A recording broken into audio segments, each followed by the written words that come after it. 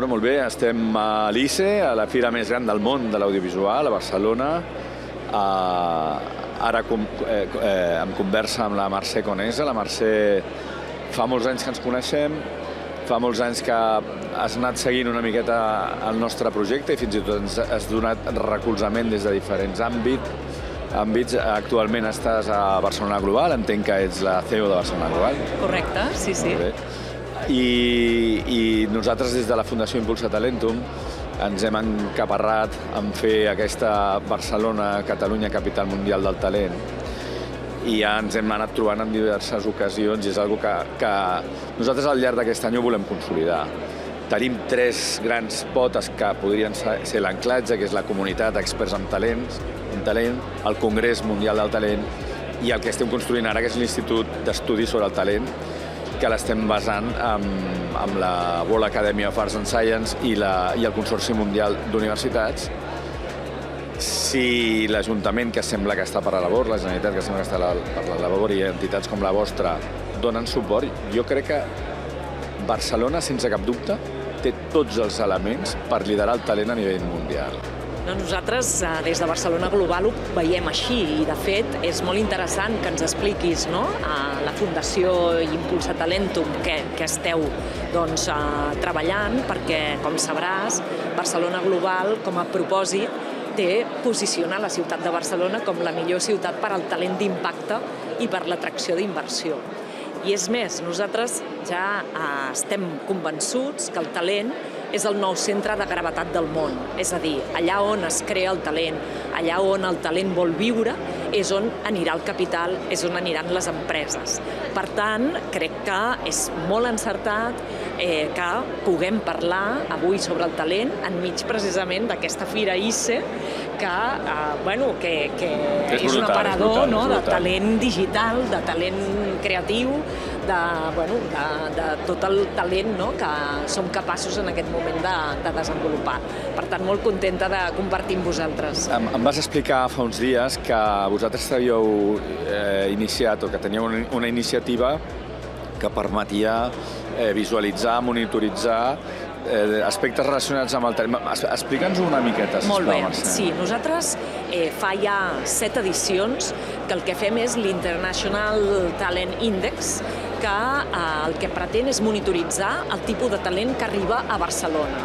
Aquell talent d'arreu del món que acaba residint a Barcelona per diversos motius, o perquè hi va venir a estudiar, o bé perquè ha trobat oportunitats de treball, o bé perquè troba un sistema interessant de startups i, per tant, de fundar empresa, o, bàsicament, també per a l'estil de vida i l'oferta cultural. I aquest International Talent Monitor, aquest índex, ens permet fer una sèrie de seguiment i de tendències. I què és el que veiem en aquest índex? En primer lloc, veiem que hi ha una clara satisfacció d'aquelles persones que han nascut arreu del món de poder residir i poder tenir oportunitats a Barcelona.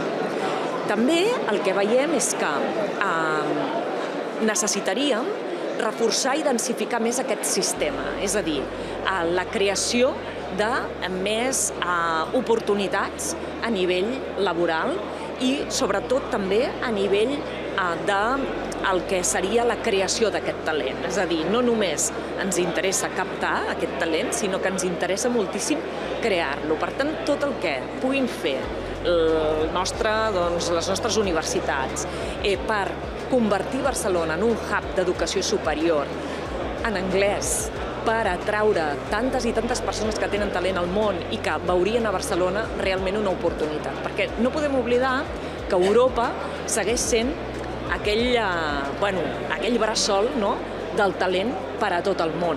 Quantes persones volen estudiar a Europa i amb universitats de referència arreu del món? Quantes persones volen investigar als centres d'investigació que tenim a Europa?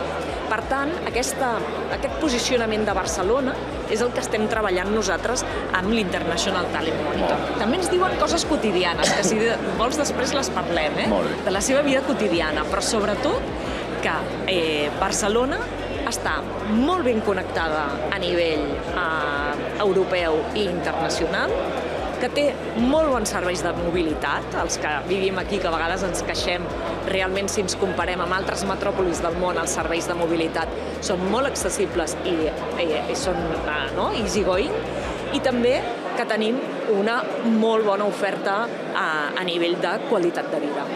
Hi ha una... Oi, que bé, mira, perquè m'has detectat la carraspera, que tinc una tos així. Estava citant temes de percepció, no? El que la gent percep sobre Barcelona, la marca Barcelona. Jo, els últims anys, hi ha una sèrie de tòpics que corren. Madrid tot va bé i Barcelona està fatal. Hi ha una sèrie de tòpics com se'ns en va el talent i els nostres nens se'n van i no tornaran mai més, perquè en el cas d'aquesta part, entenc que vosaltres analitzeu el portar-vos cap aquí, us heu plantejat algun tipus de mesura o d'intentar fomentar algun tipus de treball per fer que jo crec que és bo que marxin, el que no és bo és que no tornin. Crec que una de les coses que hem d'aconseguir és que també la gent que aconseguim que aconsegueixi acabar-se de formar fora pugui tornar. Sí, nosaltres el que detectem és que el talent torna de diverses maneres, de diverses formes.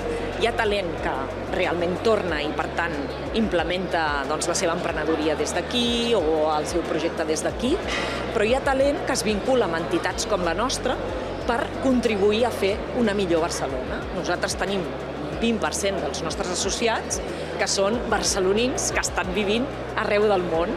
Bé, tens la butlleta, no?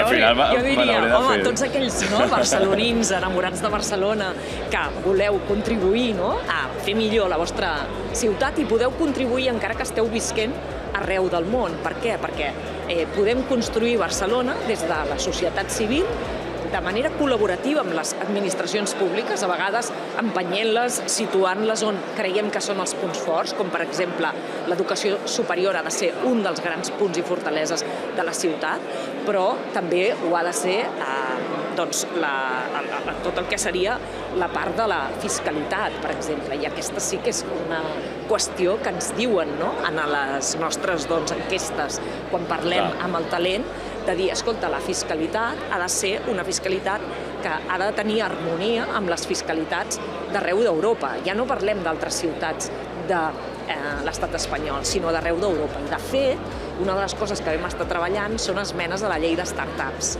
Com saps, Barcelona és la tercera ciutat europea preferida pels fundadors de startups. Però, efectivament, teníem algunes dificultats o algunes barreres a aquest tipus de talent. Bé, això ho vam detectar a través de l'International Talent Monitor i de seguida vam estar treballant conjuntament amb molts experts, entre ells 14 despatxos d'advocats d'aquí a Barcelona, 14 despatxos especialitzats i fiscalistes, les àrees de fiscal, i vam presentar unes esmenes a la llei de startups, a la llei de la nova economia i emprenedoria i també a la llei d'universitats per propiciar diverses coses. Primer de tot, que aquells que són fundadors, inversors o treballadors de startups tinguin un sistema fiscal com el règim general d'expats se'ls hi apliqui i, per tant, diguéssim, tinguin 5 anys que no han de cotitzar per aquells patrimonis que tenen a fora de l'estat espanyol. Seria com una beca, una llei beca, però no per estrelles, sinó per comuns mortals.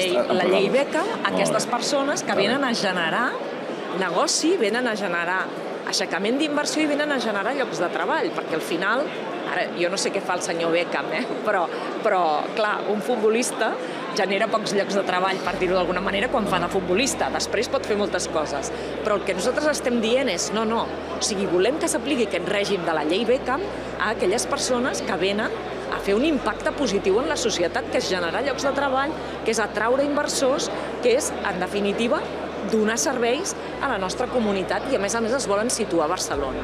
Però, a més, si això ho relacionem també amb la llei d'universitats, a la LOSU, que també vam presentar esmenes consensuades en aquest cas, amb el mateix ministeri, era molt important també que, per exemple, els permisos de residència i permisos de treball anessin d'acord amb el temps dels estudis. És a dir, què ens passa?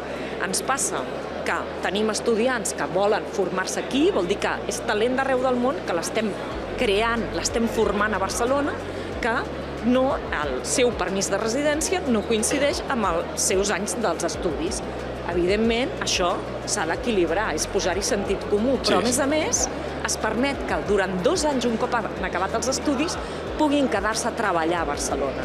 I això també és important, perquè vol dir que si tenim un MBA que està aquí, doncs, 2 anys, després es pot quedar 2 anys més, i quan tu tens un talent que a tan alt nivell format, el retens a Barcelona, estàs generant un impacte, vagi on vagi aquest talent després, perquè, com diem, el talent vol retornar, i pot retornar de moltes maneres. Molt bé, perfecte. Escolta'm, nosaltres cada any donem 30 premis a 30 startups, a 30 empreses innovadores.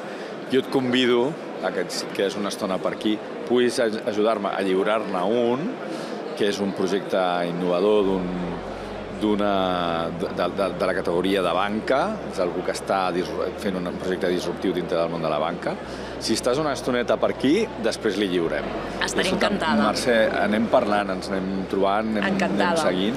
Jo crec que hem de tenir molt en compte que avui dia les empreses busquen aquest talent som capaços de crear-lo a Barcelona, i és un talent que té impacte, i és un talent molt digital, per descomptat. Estem en una fira tecnològica i digital. Aquestes ja són unes capacitats que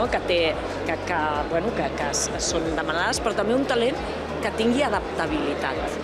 Per tant, la creativitat, l'adaptabilitat també és molt important i rellevant per les empreses, com a mínim per les que són sòcies de Barcelona Global.